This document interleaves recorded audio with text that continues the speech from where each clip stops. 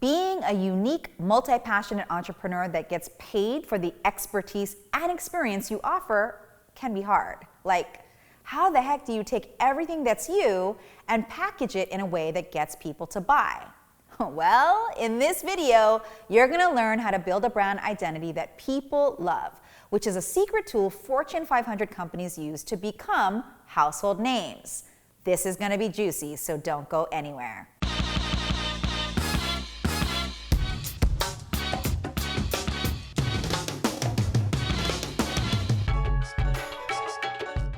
Hi, I'm Jennifer Kem, and you can call me Jen. I'm the founder of the Master Brand Institute, where we teach entrepreneurs to turn their personal experience and professional skills into a highly profitable business by creating an unforgettable personality brand that solves their audience's problem. I upload a new video every week, so be sure to hit that subscribe button below and click the bell icon so you're notified when new content is available. Now, on to today's video. So, you want to learn how to package your unique skills and experiences into a highly profitable business? Well, it's a good thing you're watching this video. On my entrepreneurial journey, I built 3 8-figure companies, one in retail and real estate, one in brand consulting, and one in training and development. So when it comes to building master brands, I definitely know what I'm doing. A quick piece of context. What you're going to learn is the second step in creating a master brand.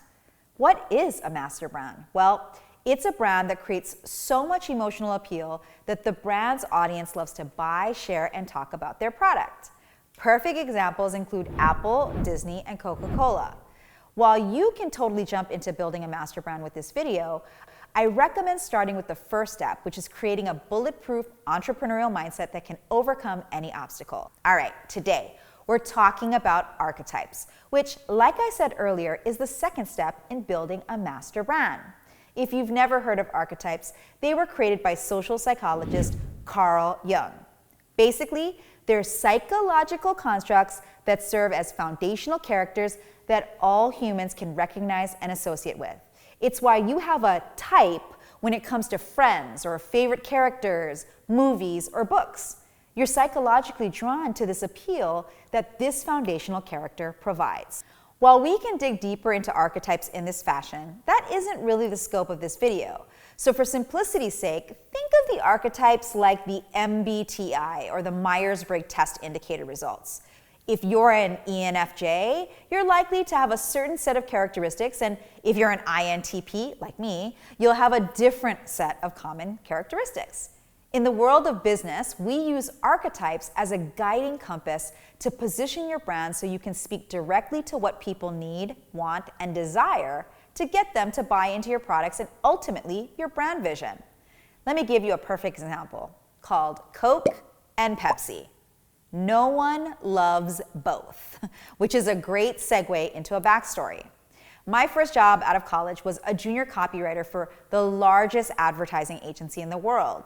And while I was hired as a copywriter, what that really meant was I was a glorified coffee runner. Basically, it was my job to make sure the executives and clients had their cup of coffee every day.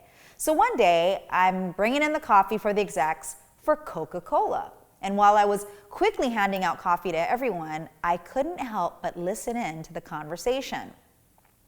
The head of the Coca-Cola team said, "Pepsi sales have been on the rise these last 3 quarters and we need to retake the market.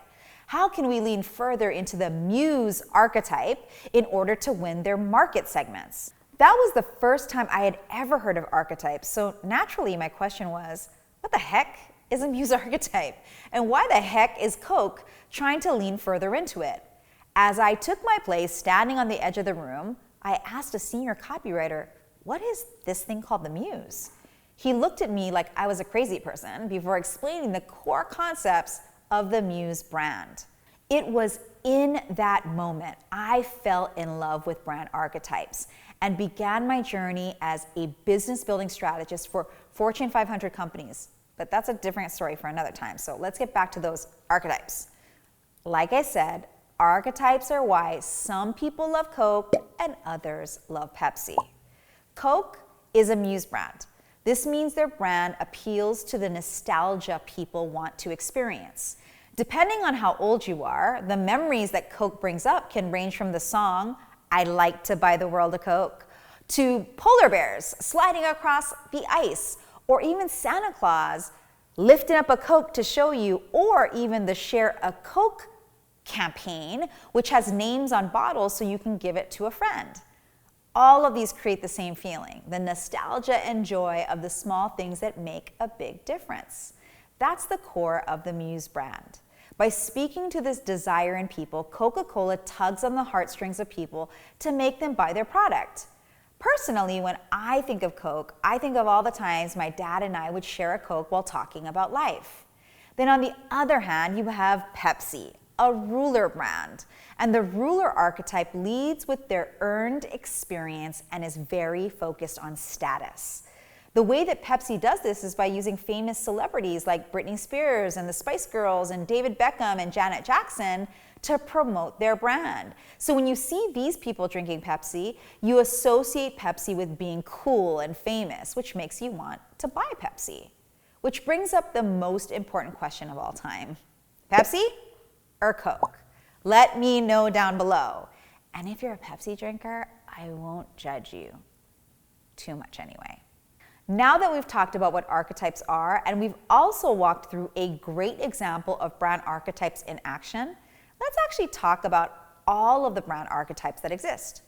I won't go too deep into the 12 master brand archetypes because each one requires a whole video to understand. So I'll give you a high-level summary of each one.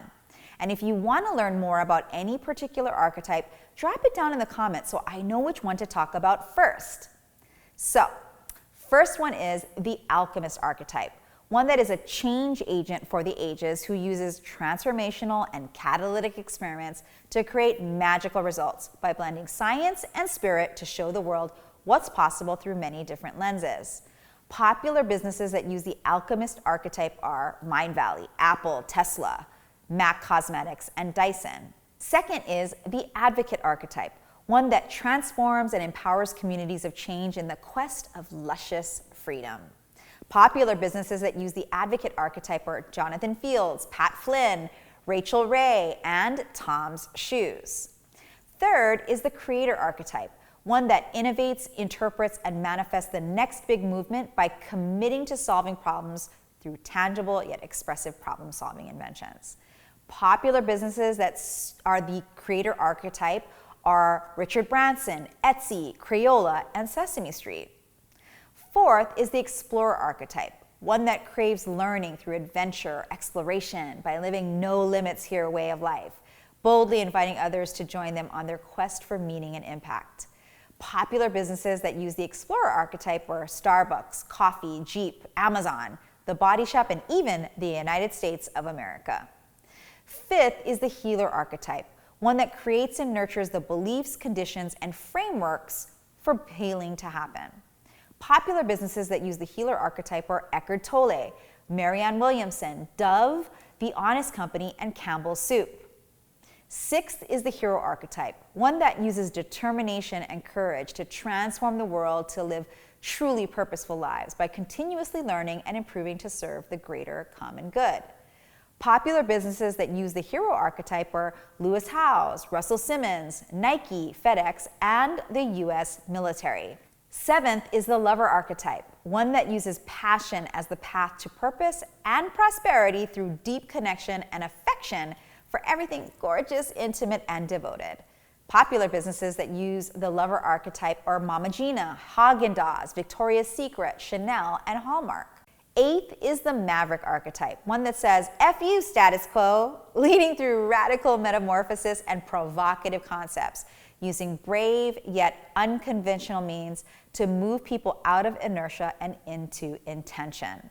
Popular businesses that use the maverick archetype are Madonna or Harley Davidson, MTV, and Howard Stern.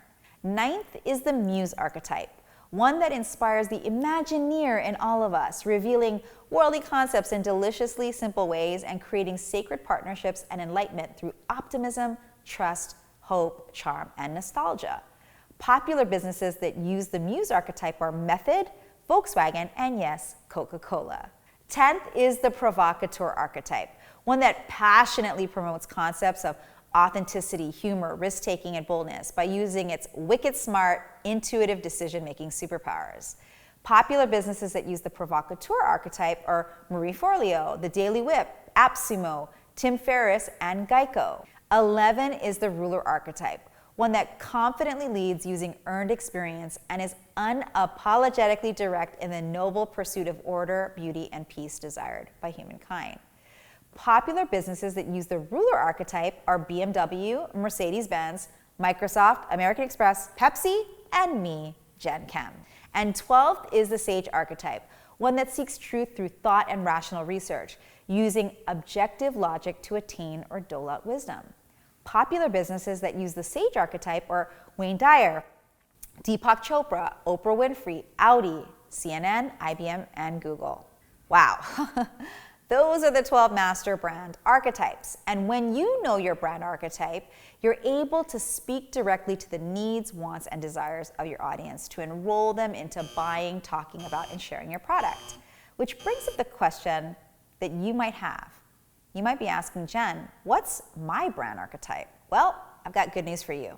I've actually created a psychological assessment to determine your brand archetype. And before you ask, no, this isn't some BuzzFeed, which Disney princess are you type of quiz, okay?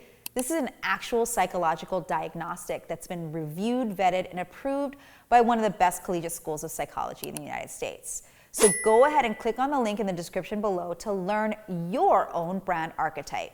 If you found value in this content, please be sure to hit the thumbs up button below so we can get this video in front of more entrepreneurs who want help growing their businesses. And be sure to also hit the subscribe button and the little bell so you're notified when new content is released.